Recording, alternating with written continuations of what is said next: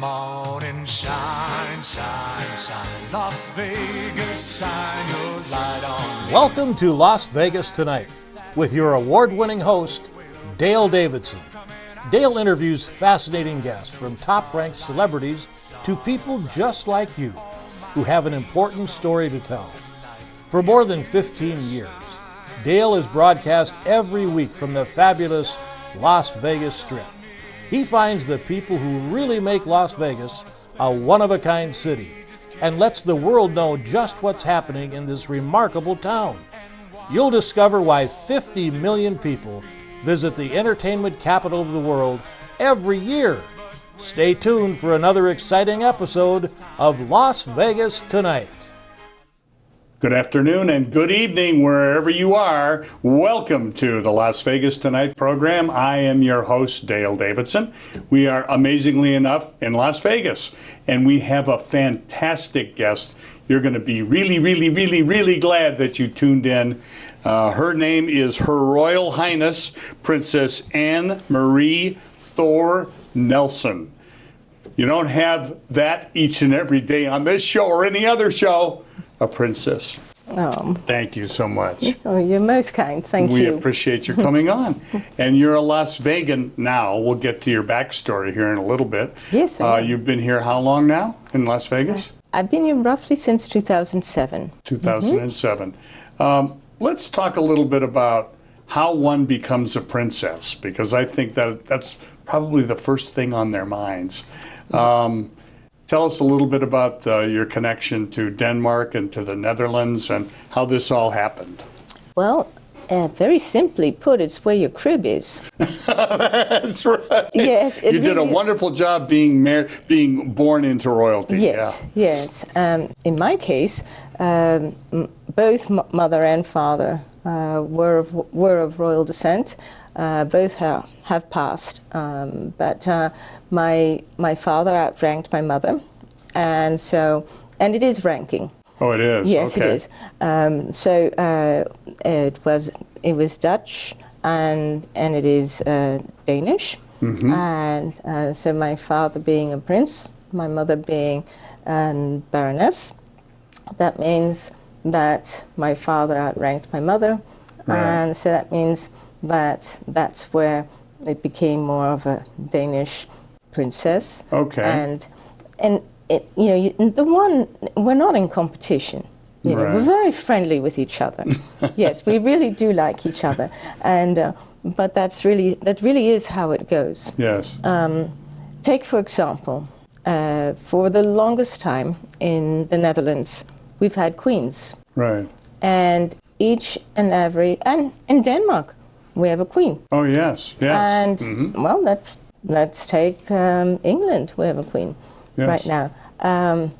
But right now we have a king for the first time in a long time in the Netherlands. Really? Okay. When you're a queen that is reigning over a country, the husband is never a king.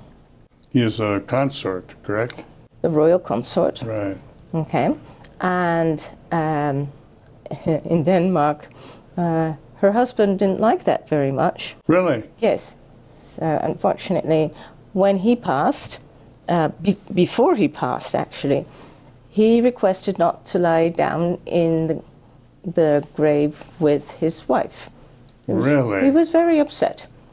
So Really? they won't be playing cards or anything in the next life. In eternity, they're not going to No. be pals. Now let's take England. Yes. So England, whom by the way also, he's Danish. Yes.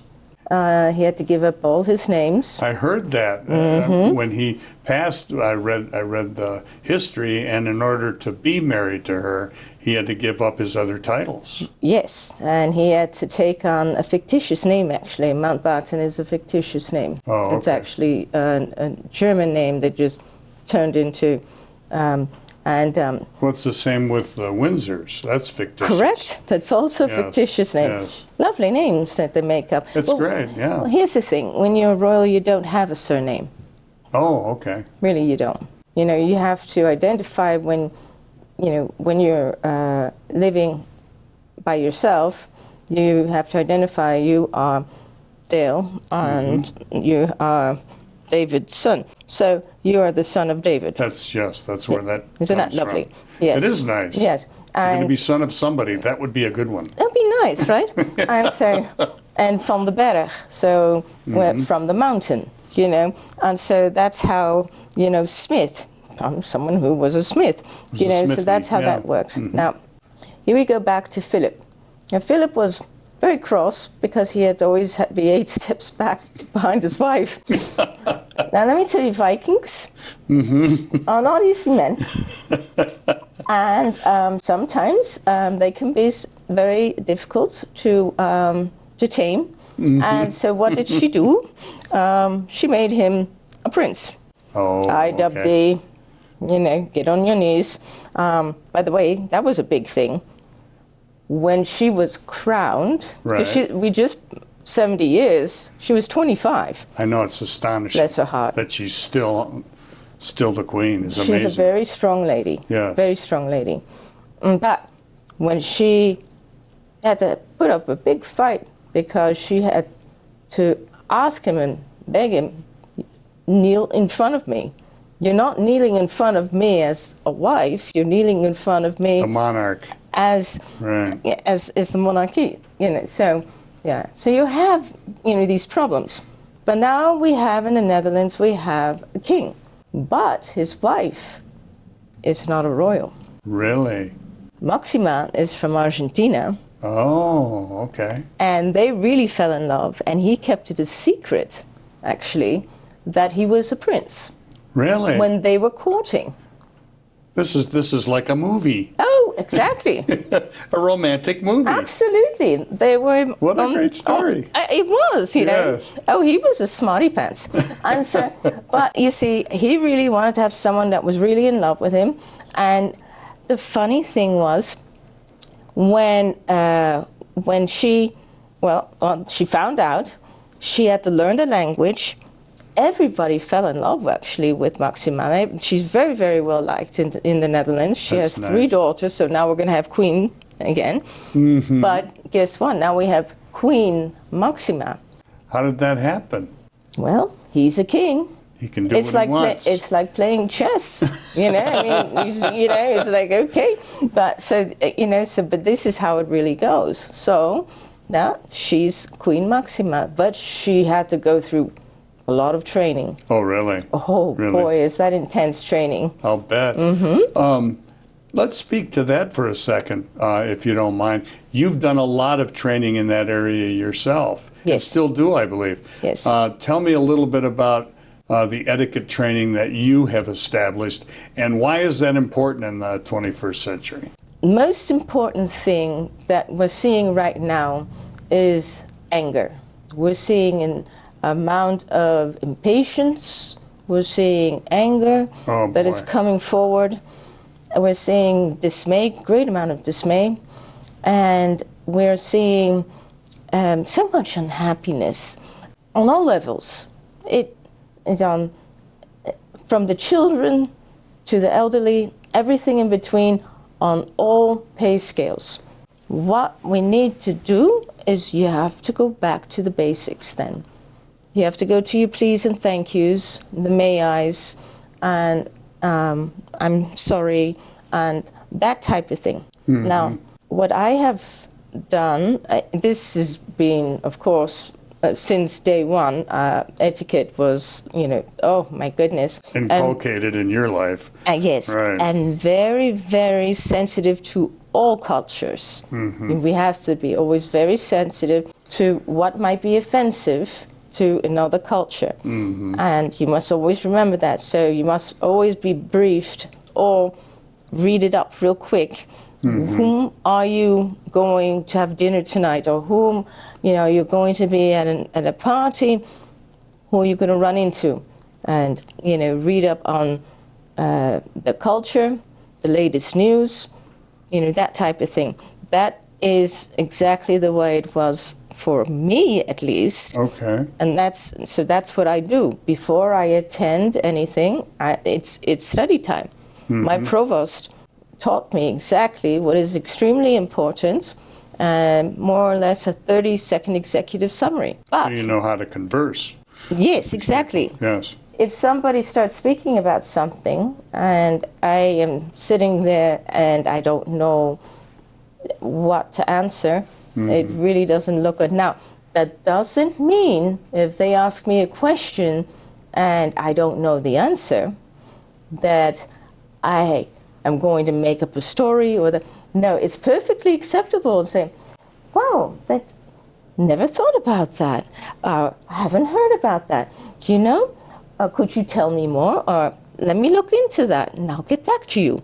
That is perfectly acceptable. Okay. Okay. Now, but you became an instructor, if Yes. you will, in the fine arts of these kinds of things. Why was there a market for it? There obviously was. People needed help. And what I found interesting in your biography when I studied it before our meeting here today is you started with some underprivileged children. I did. And taught them etiquette. Tell me why you did that. It's very admirable that you did, but tell me why you did that. Every child wants to be the best. And whether they're born with a silver spoon in the mouth or whether they're born with a plastic spoon in the mouth, it has no difference. When they see something that they like, they're going to want it and they're going to copycat it. And what I noticed was that I had a following, and it could be in a classroom, or it could be on the street, or it could be. And so what happened was I had these children personally coming up to me, or I had them from the school coming up to me. And then people asked, well, would you mind teaching, my children? I noticed that they talked to me about this, and I really would like very much if you could help me. The other thing is, on the other side, I had dignitaries that said, I'm having a hard time. Would you please? Ambassadors, families that were... They weren't quite sure what to do. No. Okay. And they were upset about it or worried about it or thought at a state dinner they'd used the wrong fork or whatever it was. Yeah, that would be nerve-wracking. Yes, Yeah. yes. And it's most difficult when you're sitting with a complete beautiful set and you don't know what to start with. And they're looking at you and I'm like, Always start at the outside, right? Work your way in. Correct. Yeah. But the looks on their faces when they receive the compliments, it's better than an allowance. It's I can't. You're most what a little gentleman you are, or something like that. Yes, they love that. And they come up to me and they're like, "Oh, I received a compliment the other day with the thing that you taught me."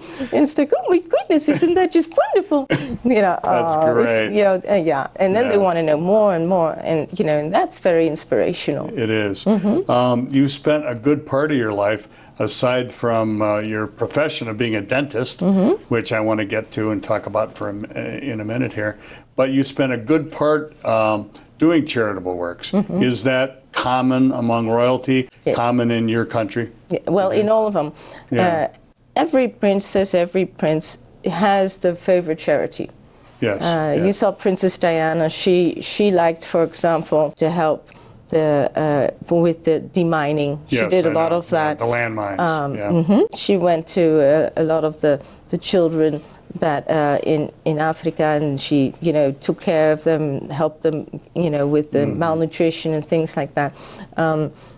Where you would really like to put your effort in, for example, Queen Maxima, her favorite is Girl Scouts. Oh, that's a nice charity to have. Sure. So for me, I'm a Templar. And I want to talk about that in depth, and you have something maybe you'd show us. But she has a connection to the Knights Templar, so we'll discuss Jerusalem and the Crusades and all that sort of thing. In just a minute, we need to take a brief break. We'll be back with the princess right after this.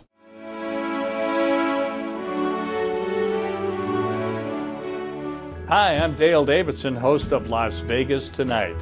You know, radio has an enduring place in the heart of America. Sometimes it's music that can enliven your spirit or keep you company when you need some. More often for me, it's just been the right spoken word or two that can quiet my mind and soul. Radio brings me a reassuring word in the quiet of night or a welcoming voice early in the morning as I shake off the night's sleep and find my way into God's purpose for my day. And always, I find the best radio station is the one that brings me the best news, the gospel of Jesus Christ. My favorite radio station is KKVV in Las Vegas, Nevada. It's still right where it's been for years, at 1060 on the AM dial, hovering over Sin City like a gospel airship, broadcasting the good news of the abounding love that Jesus Christ has for every single one of us. No matter who you are or where you live, you can receive God's Word via the KKVV Gospel Airship. Just go to kkvv.com and click on Listen Live. KKVV is using all the tools that God's provided them, like podcasting and video streaming and video on demand, to produce programs that lift up our fellow believers and save the lost. If you feel a calling to speak to others about Jesus Christ on your very own show, pick up the phone and call the station. They'll be happy to tell you how.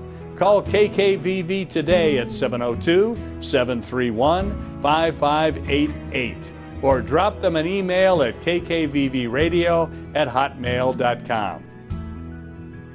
Please join me in becoming part of the KKVV family. You'll be glad you did.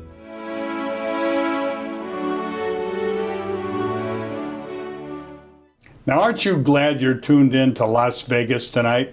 I'm your host, Dale Davidson. How often do you have a princess in your living room? We got one of those for you right now. Princess Anne Marie Thor Nelson is just a fascinating lady, and she's had some wonderful things to say for us, and we appreciate your being here again. Thank you for having me. Let's talk about the Knights Templar and how you're associated with that.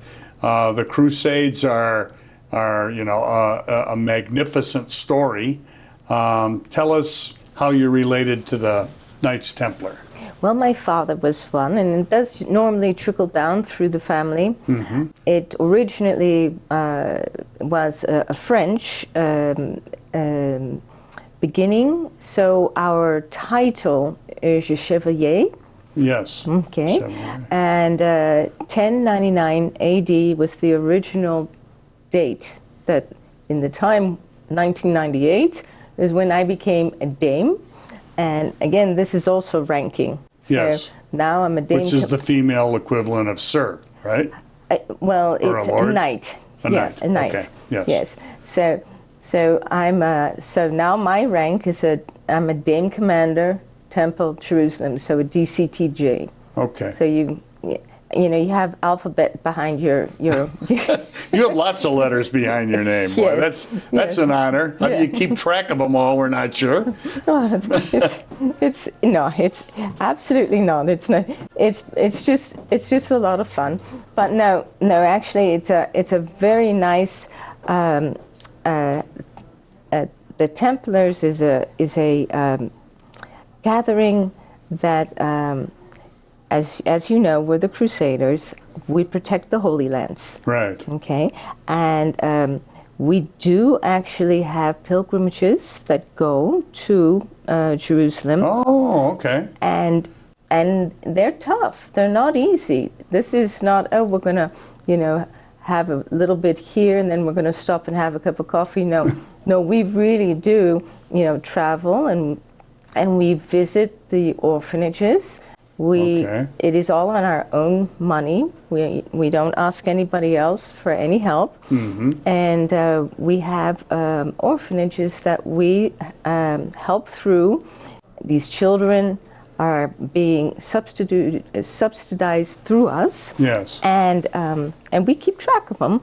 And, that's nice. And it's really a delightful thing. Now, remember, St. Anne's in Las Vegas. Right. It's very interesting. Their mascot, the Crusaders. Wow. Yes. Somebody did their homework. And because St. Anne's is what we actually bought back from the Muslims. We bought that back, and that is the birthplace of the Holy Mary. And we also believe her mother, Anne, was also born there.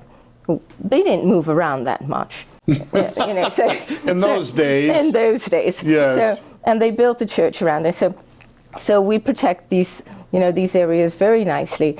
But we have periodically what is called a convent, and then the investiture is when we have a new postulant come in. A new postulant would be a knight or a dame. Right. And then they are dubbed a knight with a sword.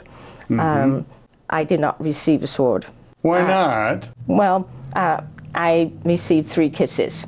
1, 2, 3. That's almost as good as a sword. Well, they didn't do that for me. I didn't go on my knees, but it was prior of St. King Charles the Martyr, and that is in D.C. Rear Admiral Carey was the one in charge there. Since then, I've been taken into, they're all priories. So they're all divided into priories. And so I belong now to another priory, and it's here, Priory of Our Savior. Now, there are many types of Templars. Constantine, you have so many different ones. I belong to the Sovereign Military Order of Temple of Jerusalem, and what we do is we break it down to priories all over the world. And the only thing, when they have a convent, only thing I have to do is I bring my sash, my accolades, and I have a cloak that we all wear. We all have it. And I'm a little older because I'm from 1998. The newer ones have the cross patée. Oh, okay. Okay. And I have, it's more like this one. Okay. I have the Orthodox cross on mine. Double yes. cross, yes. But you can attend then all over, and they're very nice functions because we get together and we learn about problems that are happening that you don't hear about on the news, and then we take care of it on our own, and that's what it is. The Knights Templar is it's Christian, so you have to believe in Jesus. It's not any one religion. Yes. Okay, so that's the thing, and we're not the Masons. That's good. That's the other thing. So, because what happened was 1099 and 1118. There's that gap. And there was a pope that thought that we had committed heresy. So what happened? Everybody scattered. Some went to England, and there is another type that they are the Masons. So you must understand there are many different ones. The Knights Templar are believers in Jesus. Well, they are too, but they're also the Masons. Yes. Yes. Right. So the specific thing about the one that the SMOTJ is that we are non-denominational, and we're not the Masons. So, so that's something that I'm very, very fond of, and I like to attend those. And do you find that people with the same thought pattern usually attend these type of things? Right. Each and every priory has their own charity. Oh, okay. For example, So Much Comfort is a charity I really am fond of. It is for veterans and people who have amputees or have problems with getting normal clothes on. We have seamstresses that Velcro so they can put on their pants and wear normal clothing and make it especially for them. So SCW, much comfort. Oh, So that's okay. one. And then we have tender loving canines, another one. And those are the specific dogs that are trained for post-traumatic stress syndrome, and also autistic children and other children, other people with needs. Each dog is about $40,000. Wow, wow. Yes, but let me tell you, these dogs are exquisite. We had 2 Labradoodles, Roxy and Solar, and they were at one of our gathering. You know, it's not a cocktail party, but gathering, and there was food on the table, and you know they're rather big, huh? And don't think for a moment that they ever sniffed or looked or anything. No, They were so trained. They were so trained. Oh, absolutely. And those are wonderful charities to belong to, and it's a great thing, you know, to be a part of. Was it inculcated in you as a princess, as a child, that you were to give your life to others in that sense, and to have charities? Yes. And to do raise money and do whatever you needed to do to help people? Was that part of it? Yes. Yes. It's very hard for me to take. No, it is. It's very.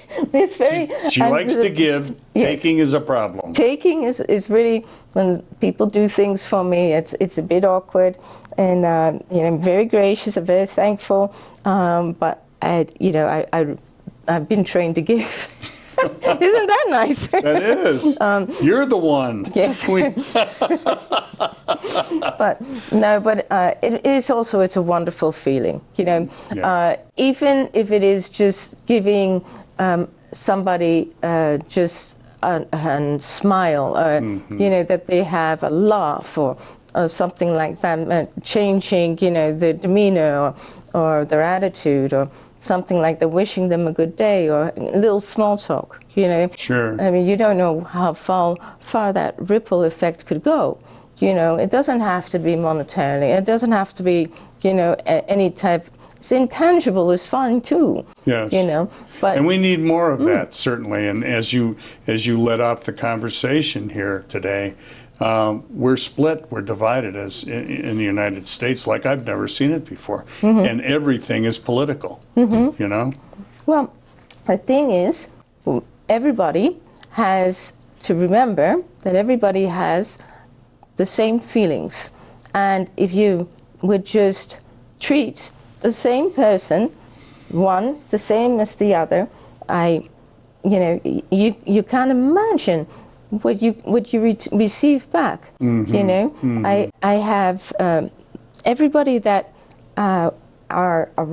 is around me, where I live, on all levels, I treat the same, and I do little things sometimes, and you know, they're so appreciative.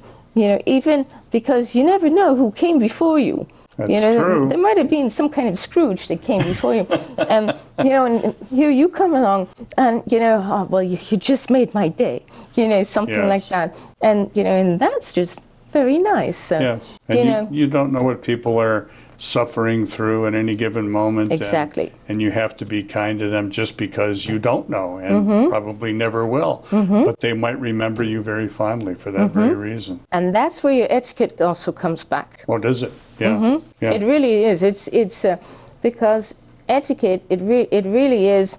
You know, get your thank you notes out within 24 hours. Yes. I mean, you know, when you learn how to fly, it's another thing. I'm a pilot.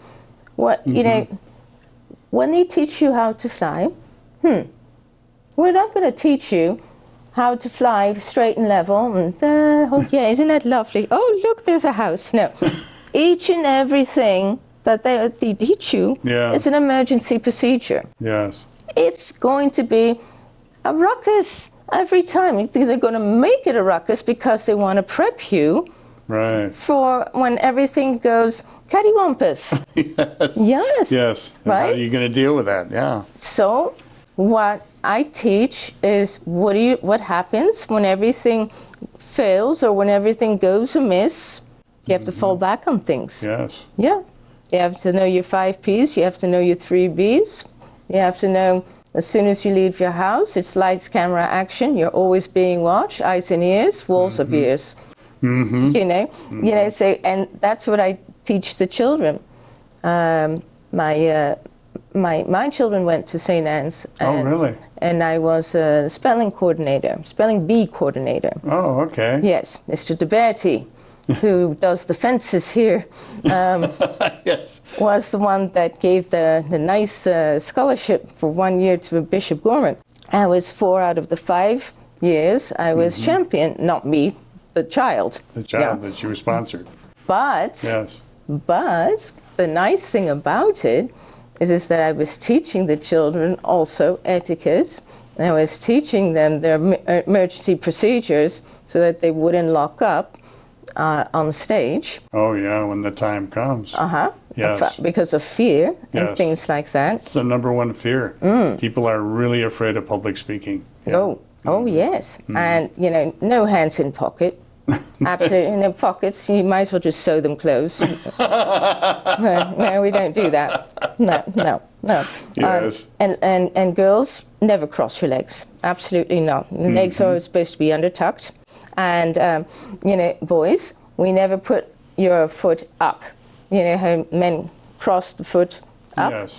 That is an insult in certain countries. Really? Yes, because you're showing the bottom of your shoe, which might have Who knows nonsense what? underneath. Yes, exactly. And so I said, no, absolutely not. You go like this, or you're allowed to do this. And so on stage, St. Anne's always looks extremely polished, and then roll a coin, and down the scene, and they did an excellent job, and I was very proud of them.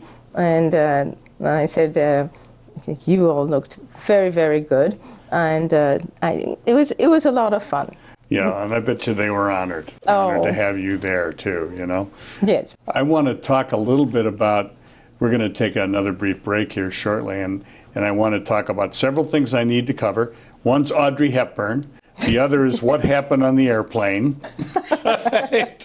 And We might want to cover that one first. okay, we'll do that. Something else. We'll do that first. We have one more segment, so stick around. You're not going to want to miss what the princess has to say about all the things we promised to tell you. We'll be back right after this.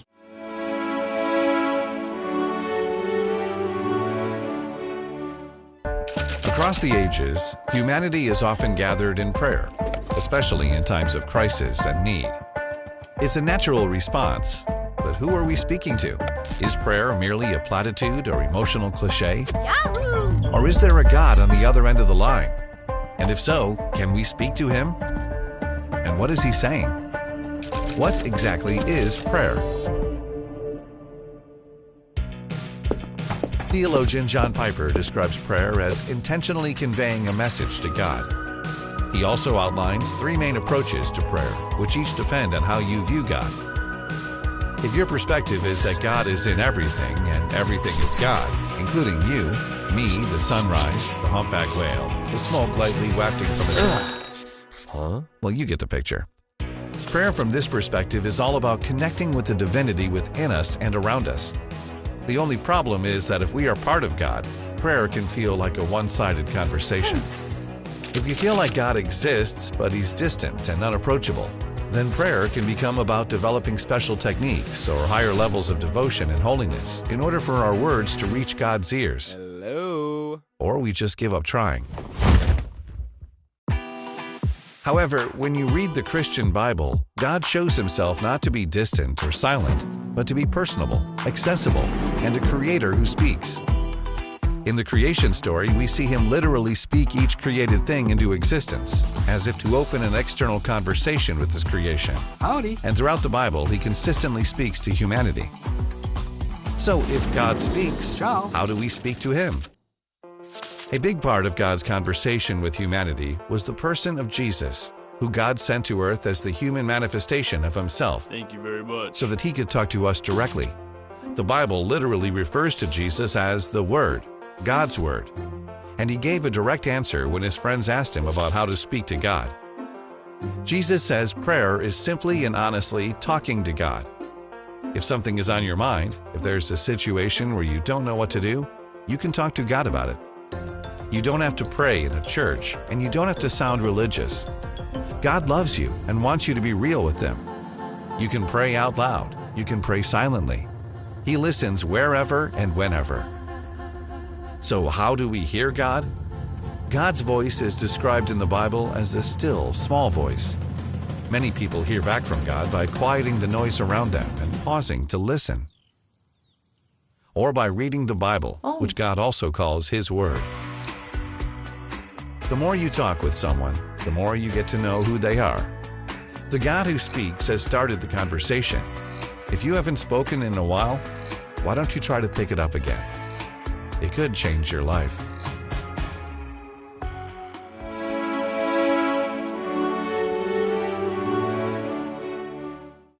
I'm the lucky one because I get to sit right next to the princess. Princess Anne-Marie Thor Nelson is here with us, and she's been fascinating. Oh, thank you so much. It's true. It's true.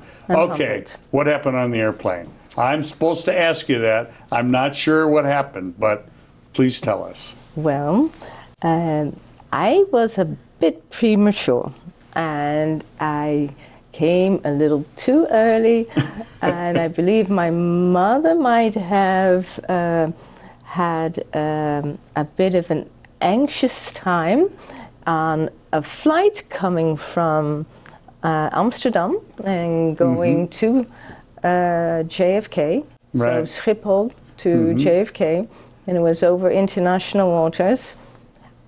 Not the Bermuda Triangle. I don't think so. No. Because you're here, Yeah, so it yes. probably wasn't the triangle. No, but what happened was that's actually my birthplace. So it was Pan Am, and it was a very International airspace, you're an international citizen of the world. yes, isn't that lovely? It is. Yes, It was yes. supposed to happen. And so I had quite a welcome committee, and they were ready to go. And as soon as they landed, I and my mother and I were, of course, ushered to a very lovely hospital called Queen's General. Oh, really? Perfect. I know, Perfect isn't that name. nice? Generally speaking, so yes, that's really what happened, and I think my mother really didn't like DC's, the airplane, Yes. DC-10s too much because of that. She always said, I don't like DC-10s. Flying. Okay. Well, it's We all won't right. take that plane then. Yes, but that's okay. We're pretty sure you're not going to have another baby. No, we're perfectly fine. But no, that was actually what happened, and so it was quite that's probably the only reason why I'm not early. I'm always kind of tardy. Because that was the only time I was early. That was such a shock. It's like, You're heavens. making up for that. Yes, I'm like, heavens, no, we're not going to do that again. No. Once is plenty. Yes. And tell us about Audrey Hepburn, Well, who has been in love with for many, many years. Audrey Hepburn. Audrey Hepburn. Many people. So Audrey Hepburn, UNICEF was her charity, and she loved Danny Kaye. Most people don't know actually that Audrey Hepburn speaks beautifully Dutch. Oh, I didn't know that. Yes, and she's actually a great aunt of mine. Oh, I Yes. didn't know that. And so the fun thing about it is that she was a ballerina. She was very, very good on toes, and she was a very good dancer. Kept herself always impeccably thin. Yes. But her mother and my grandmother were sisters. Oh, that's neat. That's neat. And so, but the lovely thing is that she never really told anybody that she was a baroness. Really? I didn't know that. Oh, that's very interesting. We don't really like to flaunt it around, and we don't really like, we don't walk around, with crowns on our heads and things of that nature. But she was such a kind soul, and she was also very giving, and she had a playful side, kind of like me, and she likes to, maybe have a little bit of fun. But yes, no, she was really a very lovely lady, and she speaks excellent, perfect Dutch. Oh, So, that's sweet. I didn't know. Learned lots of things here today, and that's one of them. Yes. Let's talk about dentistry. How did you decide that you wanted to be a dentist? Well, I was always good with my hands. I have little, small hands, long fingers, but small hands. And I always liked something in medicine. I liked making people feel better about themselves. Right. But I also like jewelry, that type of thing. The medical, it was a little bit of everything together. There's gold involved. Frankly, it's nothing better than a gold. Gold crowns are really the best. They're beautiful. Well, they are the best. Plaque doesn't adhere to them. The bacteria cannot, stick to them. They fit the best. They're the softest for your antagonistic teeth. It's all in all. Gold it's just not pretty, but they are really. Gold. Yes, but nobody wants that. So we're on now to zirconia. Beautiful. They look just like your own teeth. Yes. So yes. We're far past that. But no, it was so important that people had good teeth, because it's so important when you cannot enjoy your food. Yeah. You're sitting in birthday parties, celebration, what have you, and you cannot even have ice cream or something like this. And it is a very, very good part of your health. Sure it is. So I think if you can get the people to be less afraid and understand that part, and then I think everybody would be going a little bit more often to the dentist. They need to. I've had two friends, and these instances were far apart, but they both suffered strokes because they had abscesses in their teeth. They wouldn't go to the dentist. They were so afraid. And then that traveled and created a blood clot, and bad things happened to them because of it. So it's, as you say, it's an important part of your overall health. That and your heart, yes. It's it's so important. And like I told you, I can't turn it off. It will always be a big part, of me. You noticed my Invisalign. Yes, I noticed.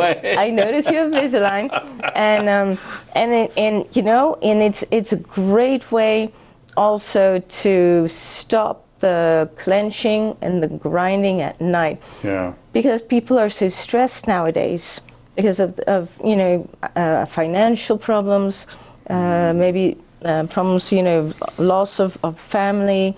You don't know, they're worried. They're suffering through, There's a lot more of clenching and grinding. If you ever notice somebody standing in line and you see this muscle in their clenching. Yes, that's called the masseter. They're doing that. That's their little fulcrum. They're doing. They're clenching and they're grinding. It's 150 pounds of pressure. You have to. If you ever bit on your tongue, it's really I've done painful. it more than once. It hurts. Oh yes, that is extremely a great amount. And when this gets so sore, oh boy, it can travel, and it's so painful. Yeah. So if you can relax that at night, you get a better sleep, and that's the best thing you can do. So Invisalign is actually a very good invention, because it actually prevents the teeth also from moving back, but also movement, a new movement, because what happens, that pound of pressure makes also teeth move to a new place. Yes, yes. As you know, because you're constantly, Which has been my problem, which is why we're fixing it. Yeah. Yeah. and then you have an imploded bite. You know, because your front teeth start moving out, and you know everything starts collapsing. Wow. So it's kind of like your wheel alignment from your car. That's right. And then It's your the steering same. wheel starts to shake. And we don't want that to happen. No. Something bad will happen. Yes, no. But you're not practicing dentistry right now? No. You've stopped that? Yeah. No, I'm not practicing anymore, but like I said, I am still involved with the practice. I'm still involved with a nice colleague. And I like putting continuous education courses together. Yes. I think it's very important to continue with teaching, you know, the general practitioner about implants and new things that we're doing. Oh, and sure. So Well, and I that's stay on top fascinating. of that. Yes. Yes. So. Had I known you then, I would be telling people, I'm going to my princess dentist today. Oh, that's very nice. Oh, thank I'd be you. so proud. Oh, that's very nice. Let's talk a little bit about your faith, and then I'm going to ask you to talk to our audience about that. I know you're a Christian lady, and it informs your life. Tell me why belief in Jesus Christ is important to you personally. Really, you can't do anything without him. Just because I was born in a royal family, that really is just here on earth, and it's really nothing when you leave this earth. And it can be actually very difficult when I go day to day and I feel alone. They're very lonely days at times. And when I have to tackle something that is very complicated, I always say before, Lord, be with me. Yes. I say very quietly, you know, or I say, you know, Lord Jesus, you know, help me. You know, it's a very small thing before I do something.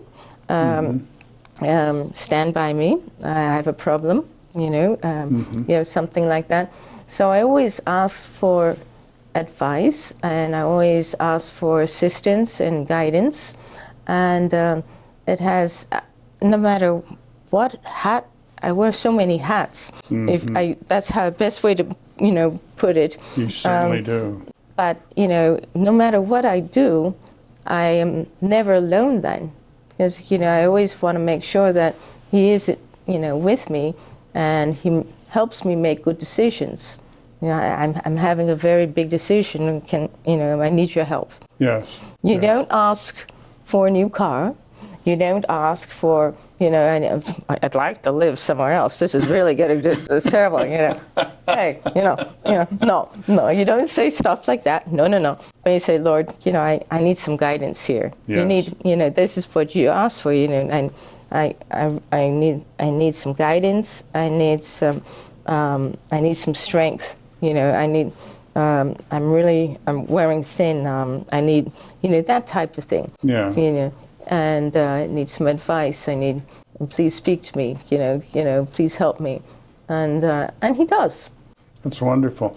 Would you mind taking just a couple of minutes and addressing the audience and ask them to follow you and me and all other Christians in joining, you know, the best royal family there is? Okay.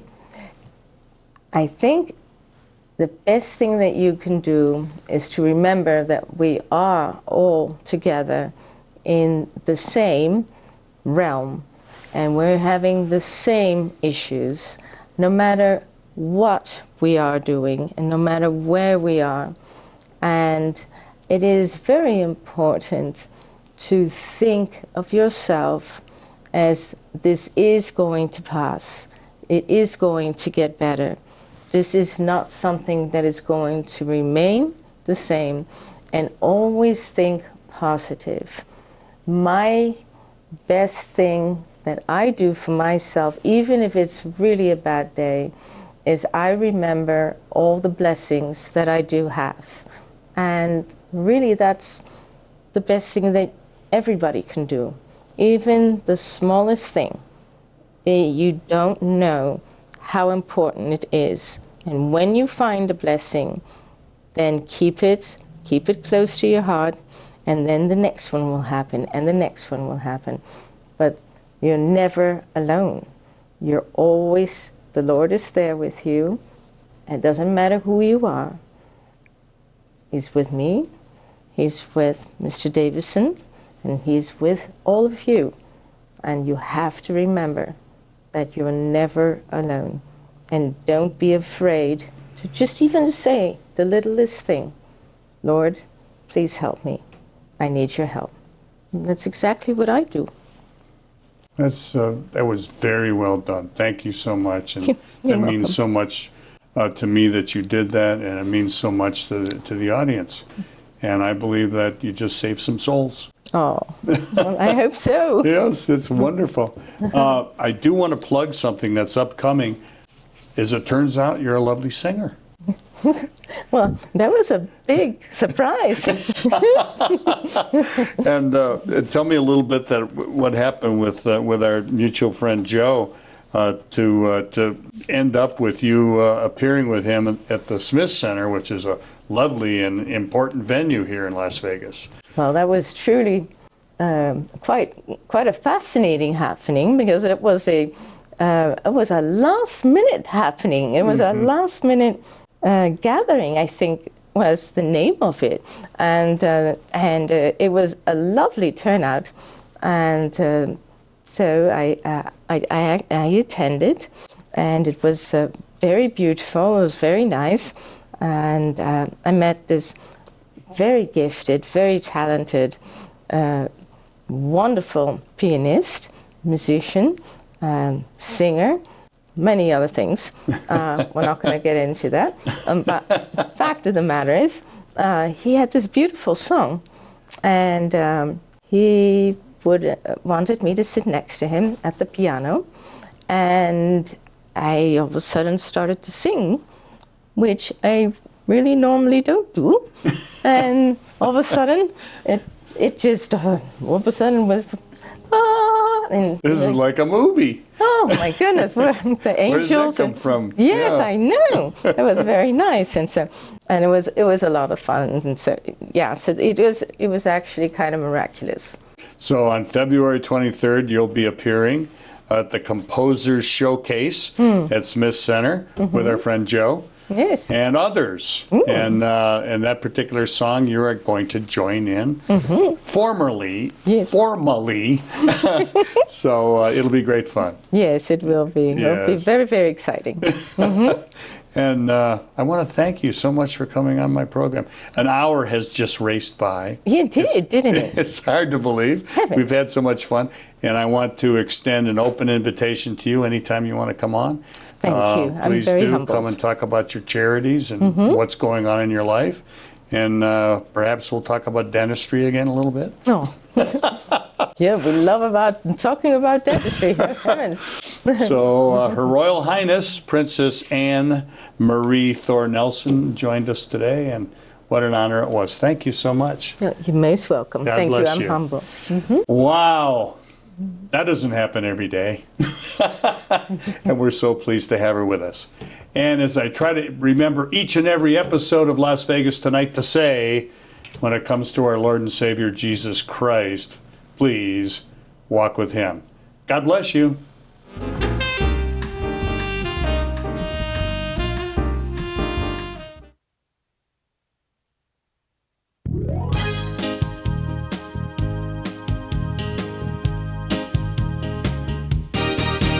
When you've tried all you can to accomplish your plan, there's one thing left to do.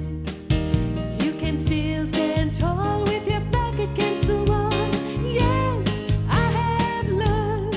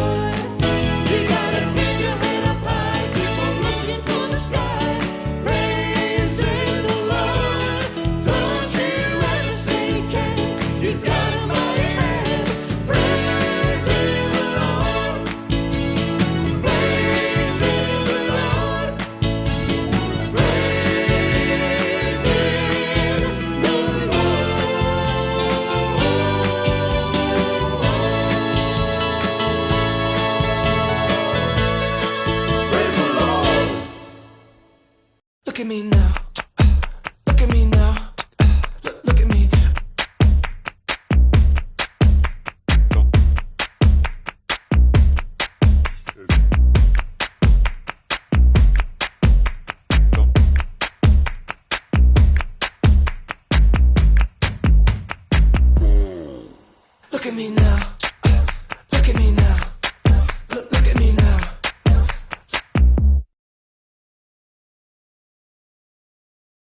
Morning shine, shine, shine. Las Vegas, shine your light on me. You've been watching Las Vegas Tonight with your host, Dale Davidson. We hope you've enjoyed this edition of our show. We so appreciate your loyalty to our program. To keep Las Vegas Tonight on the air, please go to our website, vegassaints.org, and click the Donate button. To send a check or money order, please make it out to Dale Wynn Davidson Ministries and mail it to 9030 West Sahara Avenue, Suite 255, Las Vegas, Nevada, 89117.